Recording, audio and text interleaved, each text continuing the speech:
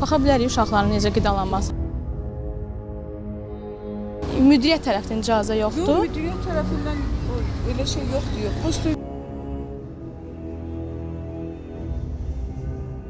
Barometrin qaynar xəttinə 115 saylı uşaq bağçasında qidalanma və sanitar vəziyyətlə bağlı şikayət daxil olub.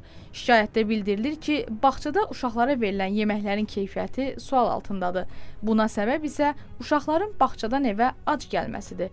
Məsələni araşdırmaq üçün 115 saylı uşaq bağçasına yollandıq. Biz hazırda Nəsimi rayonu Asif Məhərrəmov küçəsində yerləşən 115 saylı uşaq bağçasının qarşısındayıq. Bu bağçada uşaqlara verilən qidaların necə təşkil olunduğu, hansı şəraitdə hazırlandığı və ümumi mətbəxin sanitar vəziyyətini araşdıracağıq. Görək bu bağçada uşaqlara verilən qidaların vəziyyəti necədir?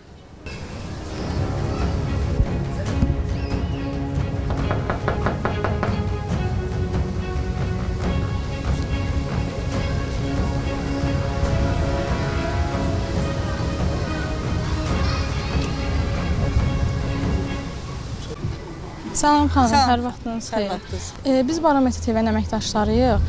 Bağçada uşaqların qidalanması, necə qidalanır, qida təhlükəsizliyi ilə bağlı çəkiliş aparıq.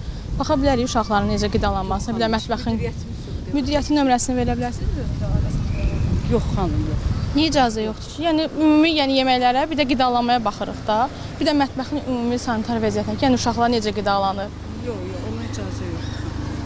Müdiriyyət tərəfindən icazə yoxdur. Yox, müdiriyyət tərəfindən elə şey yoxdur, yox. Prosta müdiriyyət burada yoxsa bizə icazə yoxdur. Müdiriyyətin nömrəsini verin, biz özünə əlaqə saxlayaq, bəlkə icazə verəcək. Yox.